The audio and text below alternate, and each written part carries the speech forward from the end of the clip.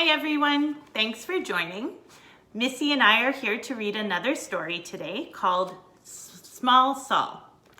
So let's read the book together and then we'll talk a little bit more about the book at the end because I think it has a great message that I want you all to remember. So here we go, Small Saul.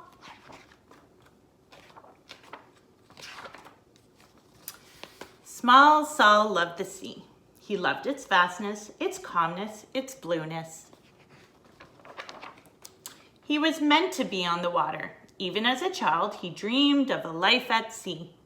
When he was old enough, Small Saul tried to become a sailor, but the Navy wouldn't have him. Fortunately, pirates aren't so picky, so he enrolled in pirate college. Who here wants to go to pirate college? Small Saul was hardly a natural pirate.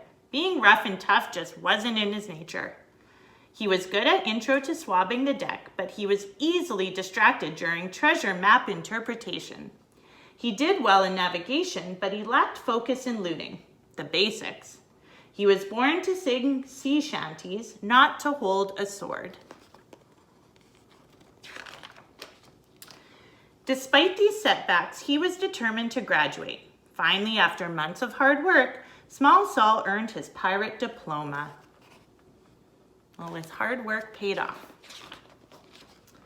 Small Saul now had a chance to travel the open seas. He just needed to join a pirate crew. Even though Saul was small, it looked like no one had room for him. Until a voice hollered from the only remaining ship at port. "Ahoy there! Climb aboard!" At last, Small Saul would be a real pirate. But it didn't take long for the other pirates to notice that something was different about Small Saul. Even the captain began to wonder about his new crew member.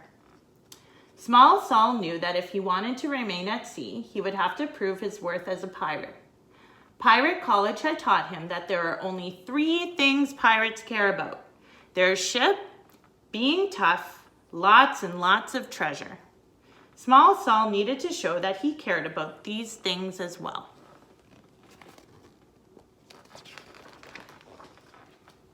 He began with the ship. Small Saul decided to add some special touches to make the rusty squid a bit more homey. Sadly, his efforts failed to impress his crewmates. So you can see he cleaned up their bedroom really well. Next, Small Saul considered how to be tough. Since fighting wasn't for him, he decided that a tattoo would be perfect. Unfortunately, the result didn't seem to intimidate anyone. I don't know if you can see it, but he got a bunny. And maybe it was just a stick-on tattoo. Redecorating the ship and demonstrating his fierceness hadn't worked. His only option was to get some treasure, but he wasn't sure how. Small Saul thought about how to find treasure while he swabbed the deck. He stewed about it through battles. He mulled it over during kitchen duty. Small Saul was so engrossed in the thought of treasure that he didn't even notice when the captain pushed him overboard. The rusty squid sailed away and left Small Saul behind. That wasn't very nice. Soon mold began to build up on the ship's deck. The crew was back to eating bland gruel and rat-nibbled bread, and the cabins once again smelled of feet. It was pirate life as usual, and the crew members of the Rusty Squid should have been happy about it. But they weren't. Even the captain couldn't adjust to the old pirate ways. And that's when they realized Small Saul may not have been your average pirate, but he had tried his best.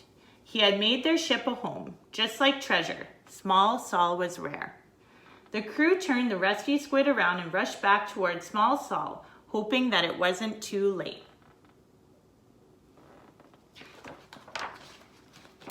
When the pirates apologized for throwing him overboard, Small Saul forgave them.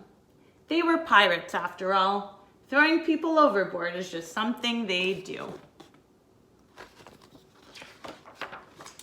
Small Saul was happy to be sailing again, and his shipmates were happy to have him back. He was where he was meant to be, sailing the high seas and being a pirate in his own special way. The end. So as you saw in the story, small Saul had dreamed of life at sea. And he tried to be in the Navy, but they wouldn't accept him. So he persevered and he went to pirate college. And while in pirate college, he kind of knew that he didn't fit in, but he still worked really hard anyways, and he graduated. And then on the ship, you saw that he still wasn't fitting in, just like the other pirates thought that he should, but he was actually bringing his own unique traits and ways of helping out on the ship so that he could make it feel at home. But unfortunately, the other pirates weren't really seeing that in the beginning until small Saul wasn't there.